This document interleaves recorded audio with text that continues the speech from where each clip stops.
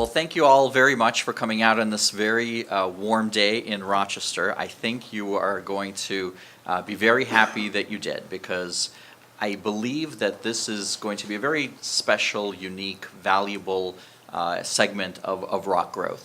Not only because we're all going to meet two very talented, successful entrepreneurs, find out about two companies that are particularly interesting and helpful in hiring in the area, but because the unique model that each of them went by in order to begin building and hiring in Rochester is not only one that certainly is working for them, but I think all of us should hope can work for many others and can be very helpful to Rochester in the future.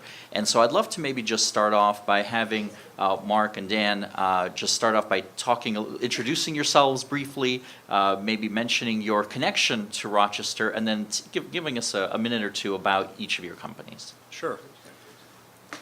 You want to go first? I'll start out. Sure. I'm Mark Oney. I'm out here from San Francisco area. I'm an RIT grad from a long time ago. I'm also the hat. I've also been on RIT's West Coast Advisory Board for the last 3 years, and so spending a lot of time really looking at how to help RIT strengthen some of their relationships and gain some more visibility in the Bay Area. Some of us from the Bay Area believe it's tech mecca, so not having a strong relationship with Silicon Valley is something that I think we need to really address. I'm a serial entrepreneur. I moved out. I did work for Xerox for a few years out here. Left Xerox and worked for Apple. Kind of saw the trend of a computer does belong on every desktop. That brought me out to California. I worked for Apple for about 10 years. Been doing startups ever since. EmployeeChannel is my 8th startup, so I have a lot of startup experience. We're an early stage company. We're coming up to our third year as a company, and as we closed another round of financing in January, one of the forms of feedback we got from the board, not surprisingly, is your burn rate is too high. It's Silicon Valley. The competition for resources is very intense. The salaries are beyond ridiculous at this point. And the direction from the board was you should outsource. I've outsourced a few times in the past. Not a big fan. Believe it's a little bit of a panacea. And so I said, well, why don't we look at nearshoring or offshore or onshoring as an alternative? And I had experience with Pittsburgh. I'd done some collaborative research with CMU when I was at Apple. Had development teams in Dallas, in Portland, and in Toronto. But by virtue of being on the West Coast Advisory Board, I threw Rochester into the mix as well. And candidly, Rochester had an unfair advantage in the selection process. Thank you. Absolutely. But it was first and foremost, it was a financial decision, and so the finances had to make sense. Certainly, the salary differential between here and Silicon Valley was significant, but GRE was also very instrumental in doing a lot of introductions for us to state, county, and city officials, and we worked on some financial incentives at the same time. And long story short, we've been here since the end of May. I have an initial team of 5 in place right now. They all have RIT affiliation, and I guess we'll talk more about the team a little bit later. Yes, thank you.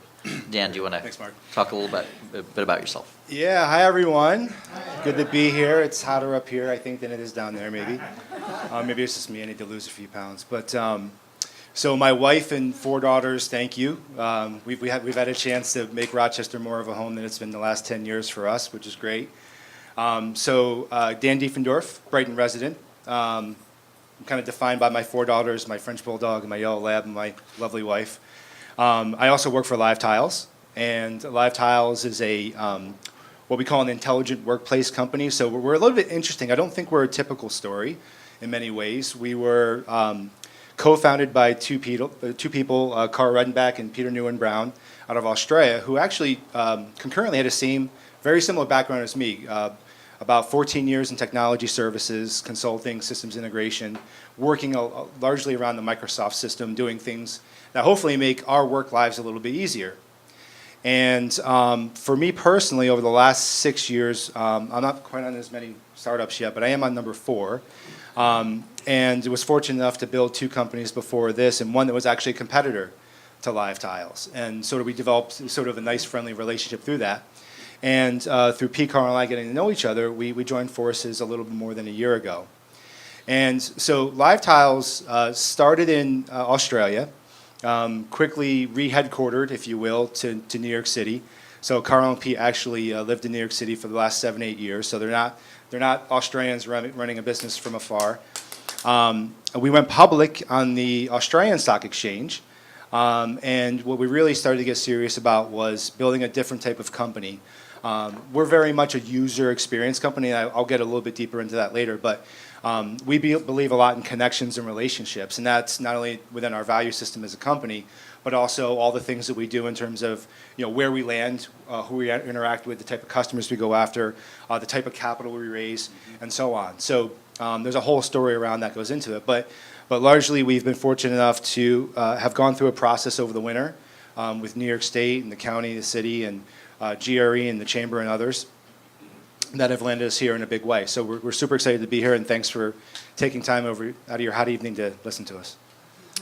And thank you both for that. What I mentioned before at the very beginning about this new model, that each of you had basically a company that was already existing, looking for a second place where to grow a significant presence. And I know you mentioned that costs certainly always a consideration. But as you were each looking for this place to hire a bunch of people and start scaling up, could you maybe talk about what were the things about Rochester, both positive and negative, that you had to talk to your colleagues on the leadership team about, and what is it that actually enabled Rochester to win you over to come here? Yeah, great. Sure. I mentioned that financial considerations were an important driver, but it was really a lot more than that. We wanted to be in close proximity to a nationally recognized university. We wanted to have access to really an uncompromised pool of talent. And for us, that university relationship was not only to help to fuel the growth that we expect to see here in Rochester, but like LiveTiles, we have a big AI investment in our product. So for us, AI rhymes with natural language processing and machine learning and data science and a lot of analytics. And so we were also wanted to explore the opportunity to have some collaborative research relationships with the university as well. That'll be a key differentiator and part of our intellectual property. So that was really important. And then lastly, we were looking for a community that either had or was intent on developing the same kind of entrepreneurial culture that we enjoy out in Silicon Valley. The opportunity to come out and work in a community that is committed to that kind of a direction, together with having that pool of resources and having those university connections was really important to us. And I had to win a bet. I had a bet with Jeremy Hafner, the previous provost at RIT, that I could bring Silicon Valley to Rochester faster than he could bring Rochester to Silicon Valley. I'm glad you won. And I know that actually there were some places in North Carolina that you were in particular looking at as a company. What is it that Rochester did to win? Again, I think there are some things that are nuances about our company that might not be, follow a typical business plan. Like I said, we started in Australia. We've got a lot of our product team in Tasmania, actually in Hobart, which I'm told, I haven't actually done this, but if you stick an arrow through a globe, apparently from Rochester, I think Hobart is almost the farthest place away on earth from Rochester. I've been told that. I actually haven't done that. So there's your homework for tonight. Guaranteed. Yeah, if you've been there. Exactly. It looks beautiful. I'm going in January. You need to go. Yeah, so we've got that. We've got probably 8 offices here, about 50 headcount in New York. We've got offices in London, DAC, I always forget the Deutschland and the others. Offices in Amsterdam, Switzerland, and then some other remote offices. We've got offices now in Seattle through an acquisition, and also Richland, which is Tri-Cities, Washington, which is interesting because that was sort of our first play into maybe going into a second-tier city. So we were very dispersed. We didn't have a big concentration of employees, but our business was growing, still is growing at 300% a year for the last 4 years. So we were kind of stuck with a problem, and it's a good problem to have. We've currently raised about $70 million to date. About 2 weeks ago, we closed on a $27 million round, which has been great for us. And so cash has not been our problem with growth. It's actually been focus. And so what we looked at was, we actually did kind of a global search. And I mentioned earlier to Alex that, I wouldn't say we were taking a page out of the playbook from what Amazon was doing, but we did go about the process somewhat similarly in that we looked at primary and secondary cities that we thought would make sense for us. And what we wanted to do was bring 3 or 4 different types of roles into one facility. So we call our center this Intelligent User Experience Hub. And that it kind of surrounds every part of our business, from content and digital marketing, business development, things you do to drive knowledge about your solutions and interests from customers that you can talk to them about and hopefully sell them on, to customer success. Those are the people that do the training and onboarding and ultimate management of the software for the employees once they're onboarded. And then we've also got our product team extension, which is all the things around AI, which I would say it was partially a cost equation for us. I would say it was more of a strategic way of trying to define what our work profiles and positions would be over time, because if you go online and search for jobs in AI, it could be anything. It could be data science, data modeling, extrapolation, cognitive services, language modeling, natural language processing, all sorts of things like that. And if you put that in a job description, you basically hire $1 million salary person out of New York City or Silicon Valley. You can't do that. So when we went through the process, we did look at up and down the East Coast, because the East Coast time frame was important to us. We looked in Ireland. Ultimately, we actually did open up a small operation in Sligo, Ireland. We looked at Minnesota and a couple other states, but really came down to North Carolina and Rochester. Now, people don't believe me when I say this, but I actually wasn't really certain I wanted the operation here with me here. I kind of remember the days probably 5-10 years ago or more when companies would come in town and they make a big splash and people would fly in and fly out, and then 3 employees later, 5 years later, there was really nothing there. So I was going through that own kind of personal gyration on my own side to make sure that when we did this strategically, but also somewhat selfishly, we did it in the right way. So we did narrow it down to Rochester for a lot of reasons, and there's some irony to it too, because I'm bringing some Australians to Rochester starting from Thanksgiving to really the end of February when the deal got done. So, I mean, they hadn't even seen summer yet. They did see the keg tree at the brewery and all that, so that was super cool. And I did take them snowmobiling in the Adirondacks, and we had like a day they describe as Narnia.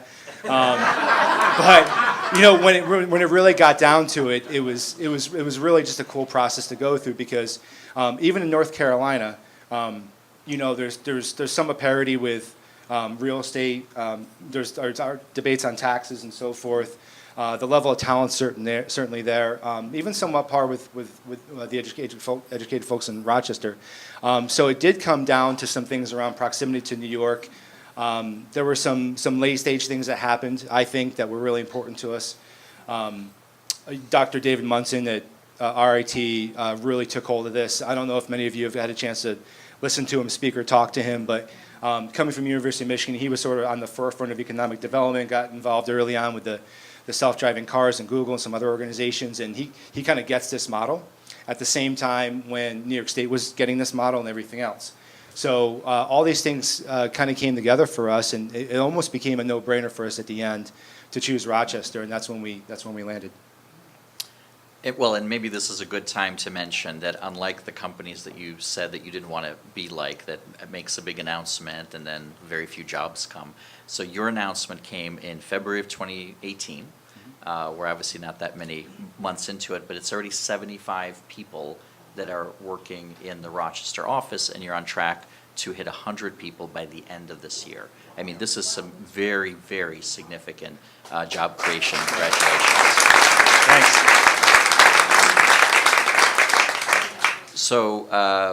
So one of the things that I'd love to know from both of you is, and also, I mean, your efforts only began in May as well, so it's really early going in both cases, just this year. What have been your early impressions so far about the decision you made and the kind of individuals you're now interviewing and hiring?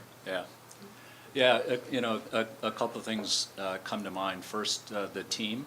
I started really flat-footed in February in a booth in the back corner of the field house at RIT's career fair, just trying to get traffic, and kind of test marketed the pitch we were going to make to try to attract both co-ops and upcoming grads, and it was, you can have your cake and eat it too. You can work for a Silicon Valley startup with a bunch of seasoned entrepreneurs that have a pretty good track record, but you get to stay in Rochester. And it really resonated. And I probably went through 90 resumes and probably interviewed 30 to 40% of those candidates in order to get our initial team of 5 in place. And that initial team of 5 was a dev lead, Steve Meyer, who's served as an adjunct instructor at RIT. First, I didn't think that was quite what we're looking for, but the more I thought about it, it was exactly what we were looking for, because we expect to have a feeder system to fuel the growth, which we're projecting is going to be 50% year over year for the next 5 years. So I'm still Dan's little brother. We're 29 guys and a dog as a company. We would fit inside of one of those 15 locations you rattled off, but the caliber of the team that we were able to assemble is pretty remarkable. I knew I had hired top talent, but I expected that the first 90 days or the first 60 days they might do some QA in order to get familiar with the product and the technology stack and the code base. 3 weeks into it, they were cutting code on new features that went out the door a month later. The other thing I'll comment on, but I have to be careful because I'm on camera and people at home might hear this. The intensity of the team that we've got here is really on par with what you would expect in a Silicon Valley startup. The level of passion, the sense of urgency, which is a hallmark of any startup, the level of commitment is just fantastic. I'm sitting at home in the home office, and at 7 o'clock or 8 o'clock at night, I'm seeing code checked in, and I said, well, that's normal. That's all Silicon Valley. And then I realized the code's being checked in by somebody from our Rochester office. So it's, when you're starting this is a little bit for us of like a startup within a startup, if you think about it. It's a new location. I'm not out here all the time. I'm dependent upon this team to really step up and deliver in concert with the team in San Francisco. And man, they are knocking the cover off the ball. And it's important because this is the initial team. We're still at 29 people in the company. We're still building the nucleus of the company. I expect us to be 5-6 years down the road. Likewise, the small team that we've got here in 40 Franklin at Q, right down the street, is the kernel of the team that I expected to be 5 years down the road when we've got 30 or more people here in Rochester. The last thing I would say is this is a strategic investment for us. From this point forward, I won't be filling many, if any, engineering positions or research positions in San Francisco. If I do, it'll be a very strategic decision. The bulk of our growth is going to be in the Rochester office. So that's significant. Absolutely. Thank you. Yeah, so I mean, we landed, we got a really warm welcome. I mean, it really did work out really good, both from a recruiting perspective, but also just in general. I mean, we've had some amazing stories come out of it. But when we landed, we focused heavily on sales, business development, content, digital marketing roles. Had had a really good uptick in there. Those are the roles that feed the rest of the system, if you will. And for any of you that track tech companies or software as a service companies, you'll know there's a, read anything about HubSpot and sort of scaling a company, and there's a much more digital way to scale a business these days, and has been in place for a number of years. Catching clients, maybe 30, 40% through their buying and research cycle before you actually reach out and talk to them, and kind of measuring that and knowing when to do that. And so that's become a science for a lot of companies like Mark's and ours. And so we heavily invest in that, and that was part of some of the concentration and mass we wanted to have.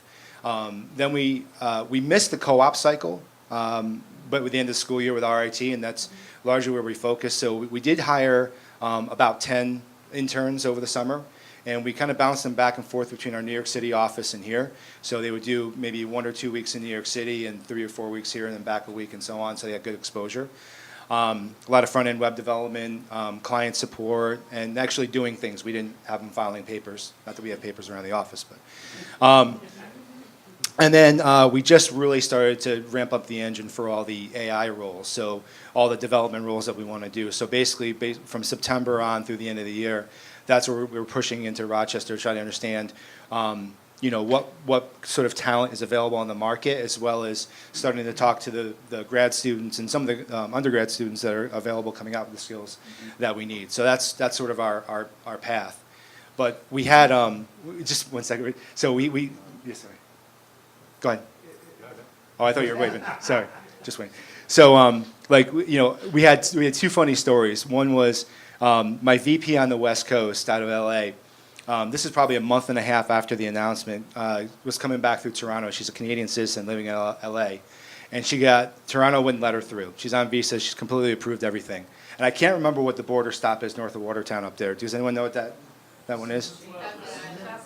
Thousand Islands. Yeah. So up there, way north, right?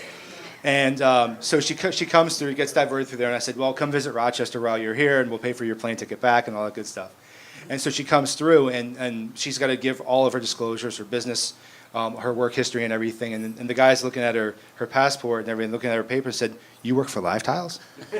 And like up there on the border, they're talking about it, that we came. So we just thought that was hilarious. The other story was probably about 2 months after we had landed, one of our employees, who's a downtown resident, changed places where he gets a haircut normally. And he goes in there, and they were just chit-chatting, and they found out that he worked for LiveTiles, and he gave him a free haircut for 3 months. So, if you guys ever get a chance to, and you want to go back and watch a press conference, which is not, I wouldn't advise it normally, but our press conference was quite entertaining. Carl, our CEO, basically screams a lot and usually does somersaults and things like that.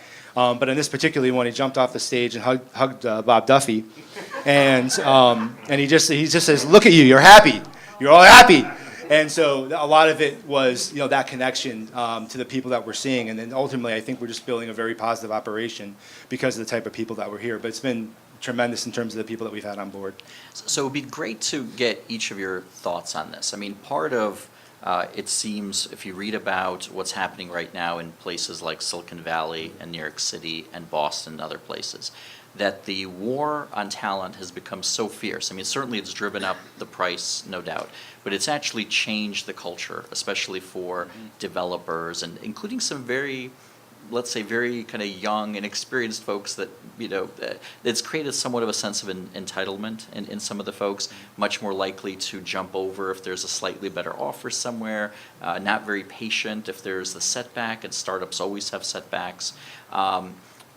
Do you think that, in fact, some of these well-publicized problems in Silicon Valley, elsewhere, do they, in fact, lend themselves extremely well to what both of you have done? And do you see it as a potential trend that companies, startups in the future, and bigger-sized companies as well, are really going to be kind of bimodal in terms of how they do things, where they may have a headquarters in a Silicon Valley or Boston or wherever to give them access to investors and certain leadership and expertise, but at the same time, when it actually comes to building kind of the heart of the company, if you will, the technologists, the people who are putting together the product, the customer service, et cetera, that they would need a place like Rochester in order to allow themselves to properly staff and avoid some of the cultural and the issues and the difficulties of finding properly priced, properly motivated, happy, good culture folks. That it seems it's harder and harder to find in some of these other meccas, traditional meccas. Yeah, sure. I think one of the strengths in Silicon Valley is the combination of the density there and the networking. I tell people all the time the network in Silicon Valley is much stronger than the four walls that define a company. And when you've got that kind of density, you get both an economy of scope and economy of scales. You can walk 2 blocks, and the number of high-tech companies and the number of startups that you've passed in that 2-block walk is just incredible. And that creates that kind of ecosystem and environment that allows people a lot of freedom and flexibility. I know that retaining top talent is tough. And there's a well-founded attitude that, hey, if I lose my job, I'll just walk across the street and before lunch I'll have an offer and I'll probably, gotten a raise out of it as well. So there's not necessarily that pressure around it. And I think there's also, you mentioned entitlement. I think that people see the big winners out in Silicon Valley, and everyone feels like, well, it's easy. I just have to join a startup, and I'll get an option grant, and work for a couple of years, and then I'll retire at 25, right? And Sure. Everyone's it's doing just not the case. When anybody that really has done a lot of startups, there's a lot going on behind the curtain. It's not an easy path, despite the handful of success stories that you hear about. So, I think I've worked at, a number of the startups that I've worked at were founded outside of Silicon Valley, and I joined when they decided that they needed that Silicon Valley connection, whether it was the VC connection or the access to the talent pool. I think we're going to see a counter trend. I think we're going to start to see a lot of Silicon Valley companies looking certainly outside. For some companies, offshoring is a good model. As I mentioned earlier, I don't think it's a great model for a lot of companies. You don't, especially at a startup. No matter how good your partnership is, they don't share the same passion that you have around what you're building. They don't share the same sense of urgency. And a lot of times you'll see incredible churn in that third-party partner. I hope there's not a lot of offshoring people here in the room. Raise your hands. But I think what we're doing at EmployeeChannel, if we do it right and we're as successful as I believe we will be, could serve as a boilerplate for a lot of other companies to follow suit. I think we just need to get Rochester on the map. Yeah, I mean, your description, we had an email chain going earlier when described bimodal. I said, now we have a name for what we did, what we're doing. It was a very conscious strategy for us. And this is, I don't mean this the way this will sound, and no offense to Mark. We actually didn't want to be closer to Silicon Valley for those reasons in some ways. And it's interesting too. It's not because we shun it or we don't want to network. Or we don't want to have that depth. We do deal with people in the Valley all the time, but our path was a little bit different. Particularly just having gone public so early in our tenure and our early years, and the way we raise money isn't through traditional VCs or even early on with angels. It was pretty much self-funded early on. Then it went public, and now we've got institutions that come into us, but we primarily still have operating control of the company. And if you hear any of us talk, if you hear Carl or Pete or me talk or the board talk, we talk about in terms of what happens in 10 years and 20 years and 30 years. Now, I'm not so naive as to say that there couldn't be an event down the road that happens, but there is something that we really do feel passionate about the company and making sure that we can prove these models out in cities like Rochester, where we have large concentrations of talent. I mean, our particular case, and I think it's in maybe yours too, this is our largest concentration of employees across the world. So we're pretty proud of that right now. So one final question, then we're going to take some questions from the audience, because I think that naturally leads to, okay, Rochester was able to win each of your expansion efforts. because you were at RIT, because you happen to have married somebody from Rochester. Awesome. But I'm not sure that that's necessarily scalable. So what are the things that perhaps the ecosystem, the economic development leaders, those of us who are trying to push Rochester kind of forward on the entrepreneurship map, what is it we could help with in order to be able to help more companies like yours and win them over in the future? Yeah. I think in the effort you need to think like a startup, right? Who's your target market? What's your product vision? Who is that buyer persona?